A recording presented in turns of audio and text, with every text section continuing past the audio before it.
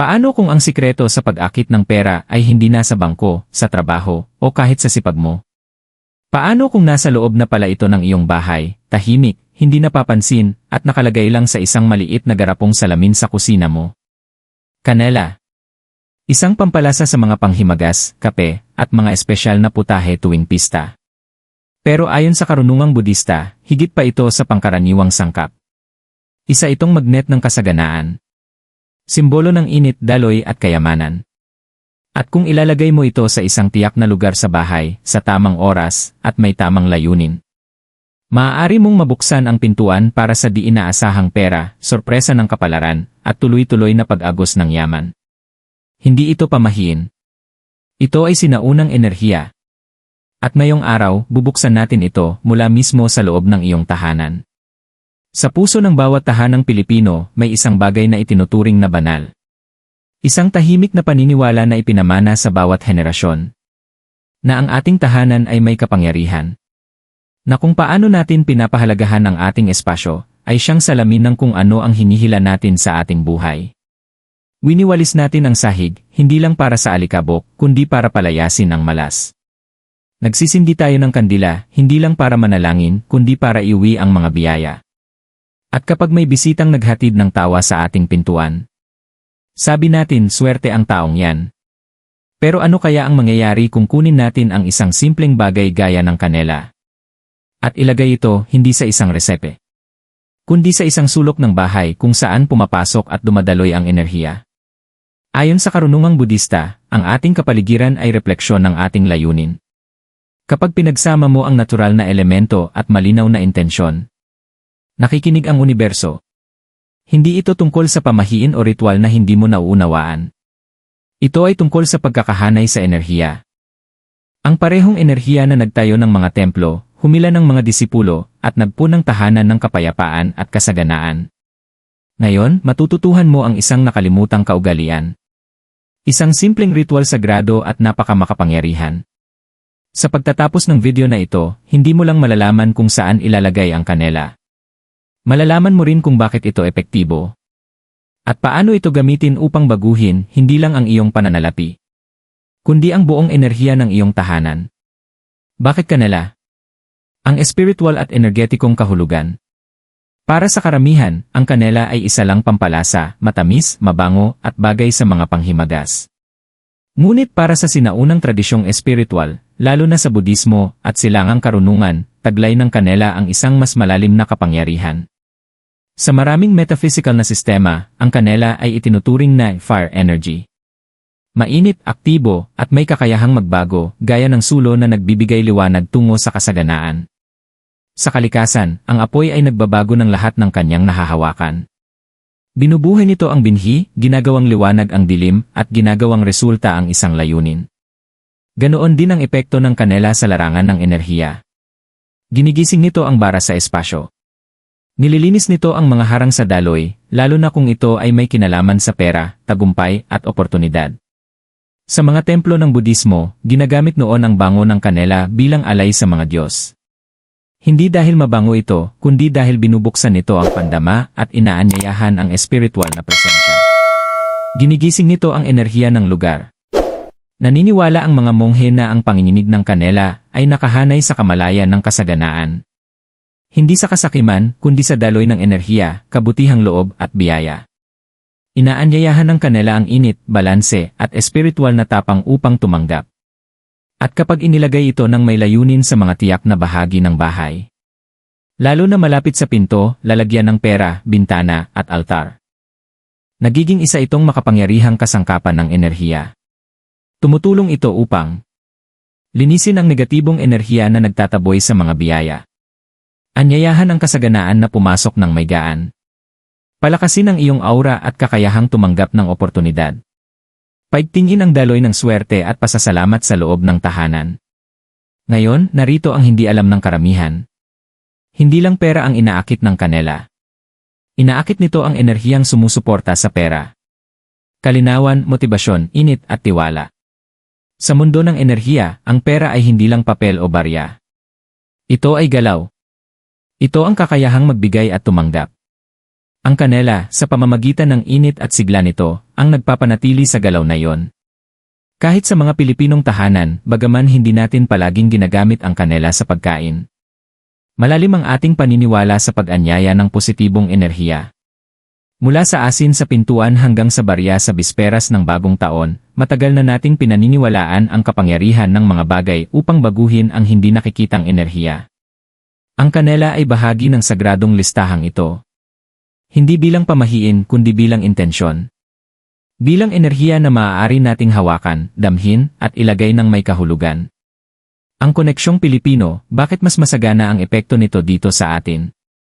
May dahilan kung bakit malalim ang tugon ng mga Pilipino sa sinaunang ritual na ito. Dahil bago pa man natin tawagin itong manifestation, isinabuhay na natin ito. Ang paniniwala ng mga Pilipino ay ang tahanan ay hindi lamang silungan. Ito ay isang sagradong espasyo. Sisidlan ng enerhiya, alaala, panalangin at proteksyon. Isipin mo kung paano tayo tumatanggap ng bisita. Sinasabi natin, tuloy po kayo, hindi lang bilang paggalang, kundi bilang paanyaya ng enerhiya. Ligtas ka rito. Pinagpapala ka rito. Isipin ang mga tradisyon natin tuwing bagong taon. Ang pagtalon sa hating gabi, ang hapag na puno ng bilog na prutas, ang pagkalat ng mga barya. Hindi lang ito mga kaugalian. Ito ay mga ritual. Mga gawaing may layunin na ipinasa ng tahimik na paggalang sa nakaraan. Kaya kapag sinabi ng karunungang Budista, ilagay ang kanela sa pasukan upang maakit ang yaman, kaagad itong nauunawaan ng ating kultura. Dahil alam na natin na mahalaga ang mga pintuan, na may kahulugan ang mga hangganan, na ang anumang pumapasok sa ating tahanan, tao man, enerhiya, o pera, ay dapat iniimbitahan ng may malasakit. Winiwalis natin ang dumi, hindi lang para sa kalinisan, kundi para tanggalin ang malas. Nagsisindi tayo ng kandila, hindi lang para sa liwanag, kundi para patnubayan ang mga espiritu at basbasan ang ating hangarin. Naglalagay tayo ng barya sa bintana, nakasabit ang bawang sa pintuan, nagsasaboy ng asin sa mga sulok. Lahat ito ay tahimik na panalangin ng proteksyon at kasaganaan. Ang kanela, sa ganitong konteksto, ay likas na karugtong ng ating paniniwala. Hindi nito sinasalungat ang ating kultura. Pinapalalim pa nga nito. Sa paggamit ng kanela sa ating tahanan, hindi tayo humihiram ng banyagang ritual. Pinapalakas lang natin ang paniniwalang nasa loob na ng ating pagkatao. Isang malalim na kaalaman na ang ating espasyo ay may dalang enerhiya. At kapag iginagalang natin ang enerhiyang ito, dumarating ang mga biyaya. Kaya kung ikaw ay isang Pilipino, nasa Maynila, Mindanao, o nasa ibang bansa man, ang ritual na ito ay hindi mo kailangang aralin. Dama mo na ito sa iyong buto. Dahil isinagawa na ito ng mga ninuno mo, sa iba't ibang paraan sa iba't ibang pangalan. Ito ang paalala sa iyo. At pahintulot, na muling angkinin ang kapangyarihan ng iyong tahanan. Ang eksaktong lugar kung saan ilalagay ang kanela, step-by-step ritual sa Filipino. Ngayon na naiintindihan mo na bakit ito ginagawa, pag-usapan naman natin kung paano ito gawin. Ito ang bahagi na madalas minamadali ng iba, pero huwag mo itong baliwalain. Hindi lang ito basta paglalagay ng kanela at umaasang may magandang mangyari. Ito ay tungkol sa matinding intensyon na nagpapagalaw sa enerhiya ng iyong tahanan at pag-activate nito sa pamamagitan ng layunin. Narito ang isang simpleng ritual na kaugat sa karunungang Budista, nakaayon sa espiritualidad ng mga Pilipino, at nilikha upang tumawag ng yaman, daloy, at kapayapaan. Mga kailangan. Kanela, ground o stick, pareho ay pwede, pero mas malakas ang enerhiya ng ground cinnamon. Maliit na mangkok o pouch, optional.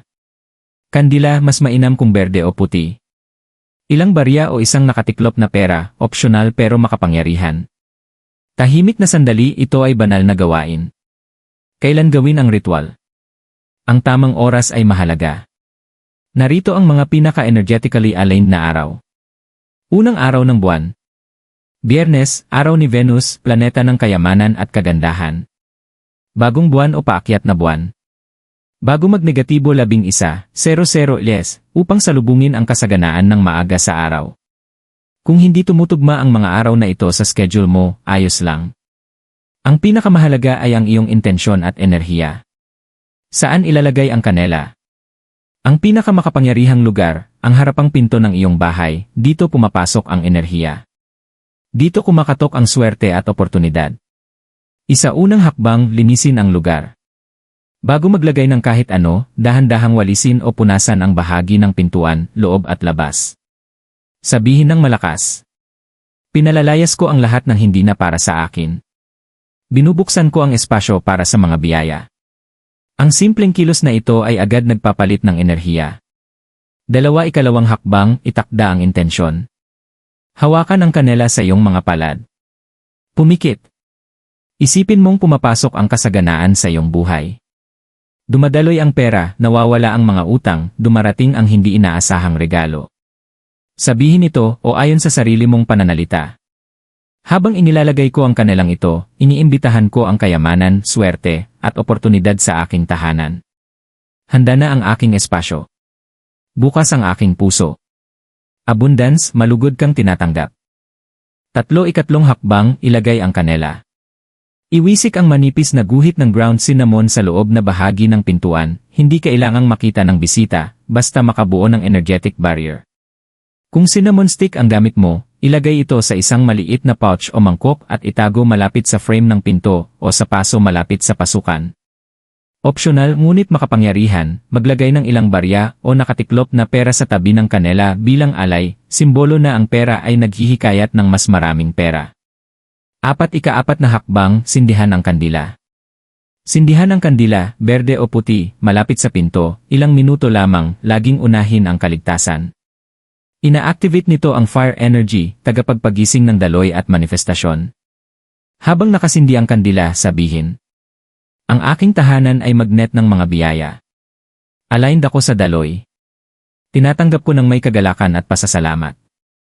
Huling hakbang, iwanan, hayaan itong gumana. Hindi mo kailangang hawakan o galawin ito araw-araw. Hayaan mo lang itong nasa lugar. Hayaan mong ito ang humawak ng enerhiya para sa iyo. Pwede mo itong i-refresh tuwing bagong buwan o kapag naramdaman mong nag-iba ang enerhiya. Ano ang maaaring mangyari?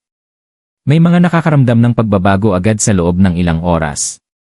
Ang iba naman sa loob ng ilang araw.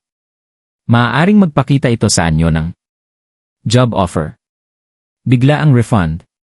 Bagong ideya sa negosyo. May biglang nagbayad ng utang. O isang panibagong pag-asa at malinaw na direksyon. Tandaan, ang kasaganaan ay hindi laging pera. Minsan ito ay kapayapaan, malinaw na isip o bagong enerhiya na nagtutulak patungo sa tagumpay. Ang ritual na ito ay simple pero sagrado. Hindi ito tungkol sa tamang paraan, kundi sa puso na inilalagay mo habang ginagawa ito. At kung binabasa mo pa ito hanggang dulo, ang enerhiya ng kasaganaan ay nasa loob mo na. At ngayon, ang iyong tahanan ay handa ng tumugma dito. Ano ang maaaring asahan, energetic shift at manifestation? Nagawa mo na ang ritual. Nilinis mo ang espasyo, tinawag mo ang enerhiya, at inilagay mo ang kanela ng may malinaw na layunin. Ngayon ano na ang susunod? Ito ang bahagi na bihirang pag-usapan. Pero dito nagsisimula ang tunay na pagbabago. Dahil ang kasaganaan ay hindi laging kumakatok na parang maingay na bisita.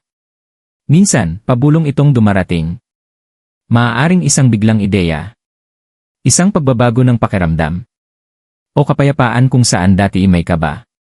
Ganito gumagana ang enerhiya. Nagsisimula ito sa hindi nakikita at saka gumagalaw patungo sa pisikal na mundo. Kaya narito ang mga senyales na dapat mong abangan sa mga susunod na araw at linggo pagkatapos mong ilagay ang kanela. 1. Pakiramdam ng gaan. Maaaring maramdaman mong may nagbago sa tahanan mo. Mas magaan. Mas malinaw. Parang buhay ang paligid. Mapapansin mong may mga lugar na mas komportable o bigla mo na lang gustong ayusin ang bahay. Iyan ay ang iyong intuisyon na tumutugon sa bagong enerhiya. 2. Daloy ng mga ideya. Maraming tao ang nagsasabing pagkatapos gawin ang ritual, bigla silang nakakaranas ng mga ideya. Mga bagong plano sa negosyo, biglang inspirasyon o paraan para kumita. Hindi iyon aksidente. Ang kanela ay nagpapagalaw. Ginagalaw nito ang mga natinggang enerhiya. At kapag ang isip mo ay nakaalin sa enerhiya ng iyong tahanan, dumadaloy ang inspirasyon. 3. Di inaasahang pera o oportunidad. Ito ang inaabangan ng lahat at nangyayari ito. May nakakakuha ng refund na nakalimutan na, regalo mula sa kamag-anak, tawag sa trabaho, o bagong kliyente. May iba namang biglang may lakas ng loob na mag-apply sa isang bagay at natanggap. O naibenta na rin ang matagal ng gustong ibenta. Maaaring hindi ito agad-agad malaking pera, pero ito ay palatandaan. Isang kindat mula sa universo na nagsasabing, nasa tamang daloy ka na. 4. Mas malalim na tiwala sa proseso. Higit pa sa pera, mapapansin mong nagbabago ang takbo ng isip mo. Mas panatag. Mas nagtitiwala. Mas kaunti ang kaba sa paano darating ang mga bagay. Unti-unti mong maintindihan. Ang kasaganaan ay hindi hinahabol, ito ay inaanyayahan. 5. Pagkakahanay sa pasasalamat. Bigla mo na lang mapapansin na mas madali kang magpasalamat sa mga maliliit na bagay. Ang pagkain nasa mesa. Ngiti mula sa kapitbahay. Tahimik at ligtas na gabi sa iyong tahanan. Makapangyarihan ito dahil ang pasasalamat ay magnet ng mas marami pa. At habang mas pinahahalagahan mo ang mayroon ka, lalo kang binubuksan ng universo para tumanggap pa ng higit pa. Paalala. Hindi ito mahika. Ito ay alignment. Ang sandaling nagsasama-sama ang iyong espasyo, iyong enerhiya, at iyong intensyon. At ang tugon ng universo ay hindi laging malakas kundi tuloy-tuloy. Kung ginawa mo ang ritual na bukas ang puso, magtiwala kang gumagana na ito. Dahil minsan, ang pinakamalaking biyaya ay ang malaman mong may nagbago na. Mga karaniwang pagkakamaling dapat iwasan. Kahit ang pinakamakapangyarihang ritual ay nawawala ng bisa kapag ginawa ng walang linaw o layunin. Hindi ito tungkol sa pagiging perpekto, ito ay tungkol sa presensya. Kaya bago ka magpatuloy, maglaan ng ilang sandali upang matutunan kung ano ang hindi dapat gawin. Maliit man ang mga pagkakamaling ito, maaari nitong hadlangan ang enerhiyang sinimulan mo na. 1. Paglalagay ng kanela sa marumi o magulong lugar. Hindi makakadaloy ang enerhiya kung may kaguluhan. Kung ang pintuan mo ay punang sapatos, basura, o gamit na nakalimutan, iyon din ang enerhiyang mahihila. Linisin muna. Ang malinis na espasyo ay naghihikayat ng malinis na biyaya. Lalo na sa mga tahanang Pilipino kung saan mabilis mag-ipon ng kalat sa may pintuan o sulok, maging intentional. 2. Paggawa ng ritual ng nagmamadali o hindi nakafocus. Hindi ito isang bagay na ginagawa habang may ibang iniisip. Iwasan ang paglalagay ng kanela habang hawak ang cellphone, nanonood ng AC, o iniisip ang mga gawain. Ang iyong focus ay bahagi ng alay. Kahit 5 minuto ng tapat na atensyon ay mas makapangyarihan kaysa 1 oras ng pagkaabala. 3. Paglalagay nito ng walang layunin o panalangin. Kung iwisip mo lang ang kanela ng walang intensyon, para ka lang nagsulat ng liham na hindi mo ipinadala. Sabihin mo ang nais mo. Kahit simpleng, inaanyayahan ko ang kasaganaan sa aking buhay ngayon. Hindi kailangang perpekto basta taos puso. 4. Inaasahan ang agarang resulta ng walang panloob na pagbabago. Binubuksan ng ritual na ito ang pintuan. Pero ikaw pa rin ang kailangang pumasok. Ibig sabihin, kailangan mong maging bukas sa mga bagong ideya, tanggapin ang mga oportunidad, at maniwalang karapat-dapat ka sa hinihiling mo. Maraming tao ang sila mismo ang humahadlang sa kanilang mga biyaya dahil sa pagdududa. Ginagawa nila ang ritual pero sa puso nila ay sinasabi, hindi ito obra sa akin. Baguhin ang isiping iyon. Kahit kaunting tiwala lang, lalaki at lalawak ito. Araw-araw na pagsasanay sa pasasalamat at pagpapalakas ng ritual. Tapos mo na ang ritual.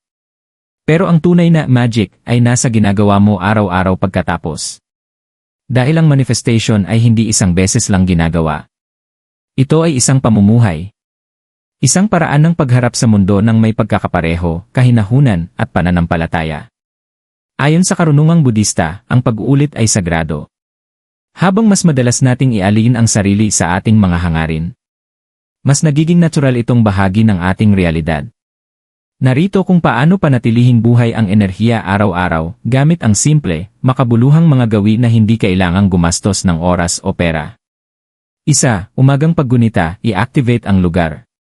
Tuwing umaga, bago ka abutin ng dami ng gawain, maglaan ng saglit. Tumayo sa tapat ng iyong pinto kung saan naroroon ang kanela. Pumikit. Ipatong ang kamay sa lugar o sulyapan mo lang ito ng may intensyon. Pagkatapos, sabihin, pabulong man o sa isip. Salamat sa kasaganang dumadaloy sa aking buhay. Bukas ako. Handa ako. Nagpapasalamat ako. Ang 1-0 segundong kilos na ito ay ginagawang sagradong altar ang iyong pintuan. Isang checkpoint sa pagitan mo at ng universo. 2. Kandilang pasasalamat sa gabi, opsyonal ngunit makapangyarihan. Ilang beses sa isang linggo, sindihan ang maliit na kandila, puti o berde, pagsapit ng dapit hapon. Hayaan itong masindihan ng 5-10 minuto sa katahimikan. Habang kumikislap ito, isipin o banggitin ang 3 bagay na ipinagpapasalamat mo, kahit simpleng bagay lang. Nabayarang bill. Mainit na pagkain. Magandang mensahe. Maliit na benta. Tahimik na gabi. Ang pasasalamat ay nagpaparami ng biyaya. Ito ang mensahe sa universo, napansin ko. Salamat. Handa ako para sa higit pa. Napakalakas nito sa kulturang Pilipino, kung saan ang mga kandila ay simbolo ng pag-asa, paggaling at koneksyon sa espiritual. 3. Mabilis na visualization practice. Minsan sa isang araw, habang nagtutoothbrush, nagbibiyahe, o naghuhugas ng pinggan. Imagine mong pumapasok ang kasaganaan sa buhay mo. Huwag itong gawing komplikado. Isipin lang ang mga ito. Isang mensahe ng magandang balita. Ang wallet mong napupuno. Ikaw na nagbabayad ng may gaan. Isang di inaasahang regalo sa pintuan. Kahit 30 segundo ay sapat na. Ang visualization ay rehearsal ng realidad sa larangan ng enerhiya. 4. Magsalita ng kayamanan para sa iyong tahanan. Karaniwan nating sinasabi, may pera dyan, kapag may nahulog na barya. Hindi lang ito biro, ito ay banayad na enerhiya work. Kaya simulan mong sabihan ang iyong tahanan ng mga positibong salita. Ang tahanang ito ay humihila ng kayamanan. Dumadaloy ng madali ang pera sa akin at nananatili. Laging may oportunidad na pumapasok sa pintuang ito. Ang mga salita mo ay humuhubog ng iyong enerhiya. Magsalita ng may paniniwala o kahit may simpleng kuryosidad. Panghuling paalala. Ang mga simpleng gawin na ito ay aabutin lang ng wala pang 5 minuto sa bawat araw. Pero ang epekto nito ay nag-ipon. Bawat isa ay dagdag na layer ng layunin, dagdag na hibla sa iyong energetic web. Dahil ang kayamanan ay hindi lang hinahabol. Ito'y isang bagay na isinasa buhay, tinatawag, at binibigyang espasyo, isang paghinga, isang salita, isang umaga sa bawat araw. Huling mensahe, imbitahan ang universo. Nilinis mo na ang iyong espasyo. Maingat mong inilagay ang kanela. Binigkas mo ang iyong hangarin, tinanggap ang daloy, at binuksan ang pintuan para sa kasaganaan. Ngunit ngayon panahon na para pakawalan at magtiwala. Dahil ang huling hakbang sa anumang espiritual na gawain ay hindi kilos, kundi pagsuko. Hindi ang uri ng pagsuko na nangangahulugang pagsuko sa laban, kundi ang uri na nagsasabing, ginawa ko na ang bahagi ko. Ngayon, hayaan ko namang gumalaw ang universo. Dito nagsisimula ang pinakamalalim na hiwaga. Hayaan mong huminga ang enerhiya. Hindi mo kailangang araw-araw silipin ang kanela. Hindi mo kailangang mabahala sa resulta o sa oras ng pagdating nito. Gumagalaw na ang enerhiya, tahimik, tuloy-tuloy, at may tiwala. Tulad ng pagsikat ng araw kahit natutulog ka. Ganoon din ang pagdating ng kasaganaan kahit hindi mo ito bantayan. Hayaan mong huminga ang espasyong na-activate mo. Hayaan mong matagpuan ka ng mga biyaya nang walang pagtutol. Gawin mong salamin ang iyong tahanan. Sa bawat pagpasok mo sa iyong pintuan, pinapasok mo rin ang isang intensyon. Isang espasyong itinuring mong sagrado. Isang tahanang nagsasabing, handa akong tumanggap. Ako ay ligtas. Ako ay suportado. Ito pa lang ay sapat na upang baguhin ang iyong enerhiya, ang iyong isipan, ang iyong mga desisyon, at ang iyong kinabukasan. Dahil kapag nagbago ang iyong kapaligiran, nagbabago ka rin. At kapag ikaw ay nagbago, ang buong mundo ay tumutugon. Paalala, karapat-dapat ka dito. Ang kasaganaan ay hindi lang para sa maswerte. Hindi lang ito para sa ilan. Ito ay para sa mga pusong bukas. Sa mga taong naniniwala kahit kaunti lang pero sapat para kumilos. At kung narating mo ang bahaging ito, kung nagbasa ka, nakinig at kahit isang maliit na hakbang ang ginawa mo, nagsimula ka ng baguhin ang kwento ng iyong enerhiya. Ang kayamanan ay hindi lang pera. Ito ay kapayapaan ng isipan. Ito ay kakayahang mamili. Ito ay ang paggising na may katiyakang may dumarating, hindi lang dahil sa pagsusumikap, kundi dahil sa alignment. Kaya ilagay mo ang kanela. Sabihin mo ang iyong panalangin. Isabuhay mo ang gawain. At pagkatapos, imbitahan mo ang universo. At hayaan mong sorpresahin ka nito. 5. Nakakalimutang i-refresh o pasalamatan ito. Ang enerhiya ay humihina kapag pinapabayaan. Hindi mo kailangang ulitin ang buong ritual madalas. Pero minsan sa isang buwan, lalo na sa unang araw. Tumigil ng sandali, tignan ang kanela at magpasalamat. Ang pasasalamat ay muling nagpapalakas sa enerhiya. Ito ang nagpapanatiling bukas sa biyaya ang pintuan. Paalala. Walang ritual na perpekto. Hindi mo kailangang maging monghe o albularyo. Ang kailangan mo lang ay presensya, layunin at bukas na puso. Iwasan ang mga pagkakamaling ito. At hayaan mong gawin ng kanela ang tungkulin nito. Tahimik, makapangyarihan, at may layuning akitin ang biyayang nararapat sa iyo.